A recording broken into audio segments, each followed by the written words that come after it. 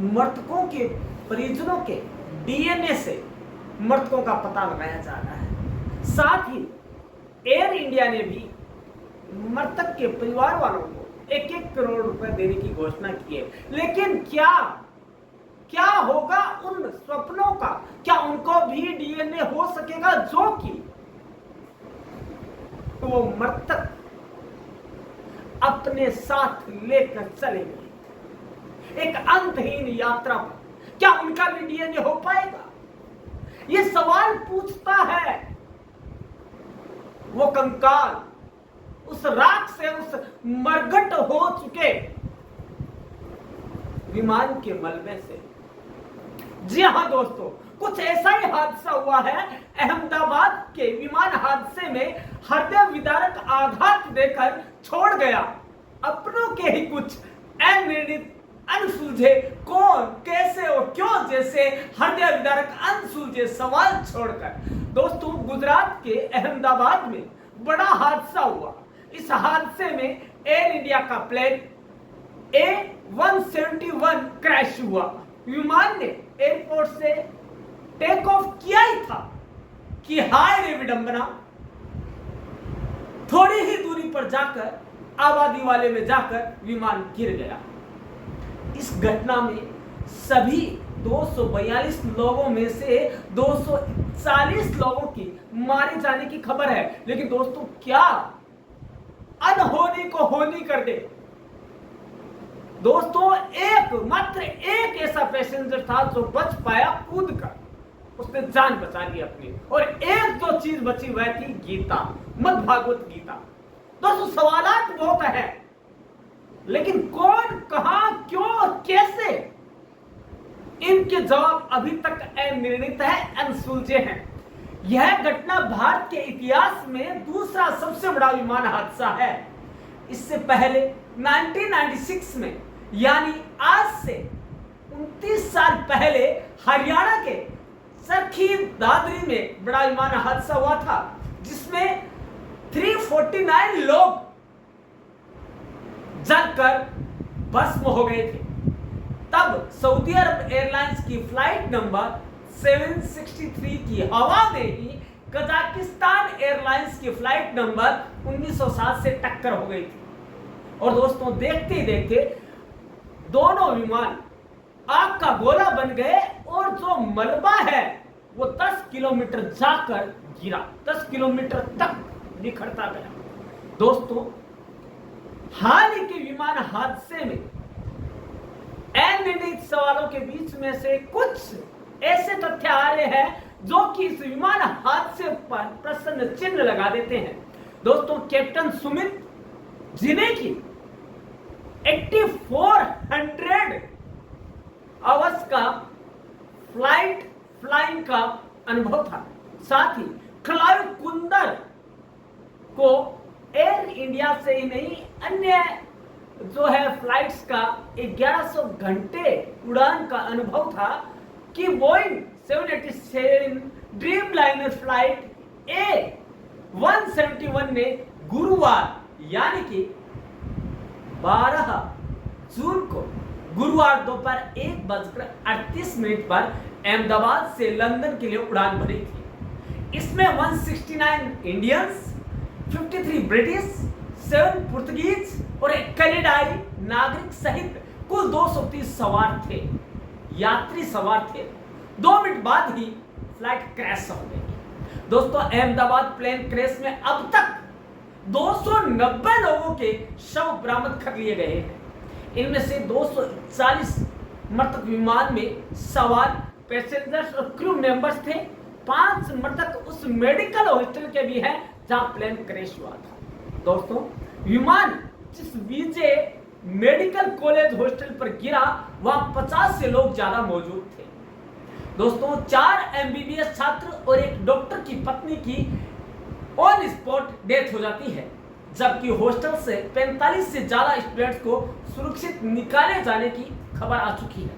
Gujarat IIM में अध्यक्ष doctor Mehul Sharma ने यह जानकारी देते हुए बताया है। दोस्तों, इसके अलावा वही एविएशन मिनिस्ट्री ने बताया कि प्लेन का ब्लैक बॉक्स इमारत की छत पर मिला है और उस ब्लैक बॉक्स से ही पता लग पाएगा कि उस समय क्या हुआ था जिसकी वजह से वो बचा नहीं पाए।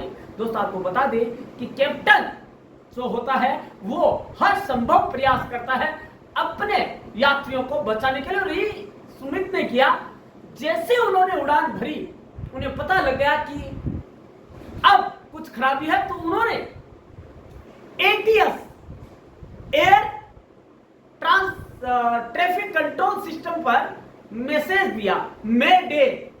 ये मेडे शब्द फ्रेंच का है जिसका मतलब होता है कि हमें आपकी मदद की जरूरत है। लेकिन दोस्तों क्या विडंबना हुआ है, क्या हादसा हुआ है कि वहां से उन्हें कोई जवाब नहीं मिला, और उसके जस्ट 1 मिनट 35 सेकंड बाद में यह हादसा हो जाता है। दोस्तों वजह कुछ भी रही हो, लेकिन वो सारे आज हमारे बीच में नहीं है, लेकिन कुछ अनसुलझे स्वप्न ख्वाब किसी की मां के, किसी की बेटी के, किसी के पत्नी के, किसी के बच्चों के आज भी वहां पे तैर रहे हैं। ये अनसुलझे सवाल पूछ रहे हैं क्यों, आखिर क्यों होता है ऐसा। दोस्तों पूर्व सीएम गुजरात के रूपाणी के शव की पहचान होते ही राजकोट में अंतिम संस्कार हो गया। दोस्तों अब आपको बता दें कि रूपाणी जी का जो फेवरेट नंबर था वो 1206 था, इसीलिए उन्होंने 3 बार, हाँ जी आपने सही सुना, 3 बार उन्होंने फ्लाइट कैंसिल की, और वो जाना चाह रहे थे 12 जून को ही, क्योंकि 1206, और दोस्तों यही उनका शुभ अंक बन गया, उनका दुखद अंक है वो। और दोस्तों एक चीज और बता दें कि जो सीट होती है प्लेन की वो 11A नंबर सीट होती है, उसे सब मनहूस मानते हैं, क्योंकि वहां पे बैठने के बाद आदमी पैक हो जाता और उसे आगे पीछे कुछ नहीं दिखाई देता। लेकिन दोस्तों आपको बता दें जो मात्र एक शख्स बचा वो इसी सीट पर बैठा था, और उसने कूद कर अपनी जान बचा ली, और उसके लिए इस जो है सौभाग्यशाली सीट से बड़ा कुछ और नहीं होगा। दोस्तों आपको बता दें कि एयर इंडिया की बोइंग 787 ड्रीम लाइनर फ्लाइट जो कि A171 थी, उड़ते ही जैसे ही उसमें आग लगी, आग का गोला बन गई और कुछ ही सेकंडों में सब कुछ स्वाहा हो गया। दोस्तों अब आपको बता दें कि बोइंग की 737-800 विमानों की स्थिति और भी खराब होती है। दोस्तों यह विंडो सीट होते हुए भी बिना विंडो वाला सीट होता है। ऐसा विमान के एयर कंडीशनर सिस्टम के कारण होता है, जहां सीट 11A के साथ साथ एक डक्ट चलता है जो खिड़की वाली जगह को ब्लॉक कर देता है, और माना यह जाता है कि यह खिड़की मनहूस होती है और कोई नहीं लेना चाहता इसको, क्योंकि यहां से कुछ नहीं दिखाई दे सकता, क्योंकि उधर विंडो है, ब्लॉक हो जाता है। लेकिन यही विंडो विश्वास के लिए एक बहुत भाग्यशाली अंक लेकर आया। दोस्तों हम आपको बता दें कि जो ये घटनाएं होती है वो हमें समझाती है कि 2 दिन की जिंदगी है, किसी से क्या लेना देना, क्यों किसी से लड़ना झगड़ना, बस प्रेम से है रहना। दोस्तों एक बार फिर से हम श्रद्धांजलि अर्पित करते हैं, परम क्लासेज तहे दिल से श्रद्धांजलि अर्पित करता है उन सभी परिवारों के प्रति, भाव व्यक्त करता है, अपनी भावभीनी श्रद्धांजलि देता है कि भगवान ऐसा हादसा किसी को ना दिखाए, लेकिन उन मृतकों को जो निर्दोष थे, मासूम थे, उन सबको अपनी शरण में जगह दे। दोस्तों आपको फिर बता दें, दोस्तों मौत कहीं से भी आ सकती है। दोस्तों आपको बता दें, ये जाते जाते किस्सा और बता देते हैं इसी का। एक बच्ची थी जो बाहर MBBS की पढ़ाई के लिए जा रही थी, लेकिन 1 मिनट लेट हो गई।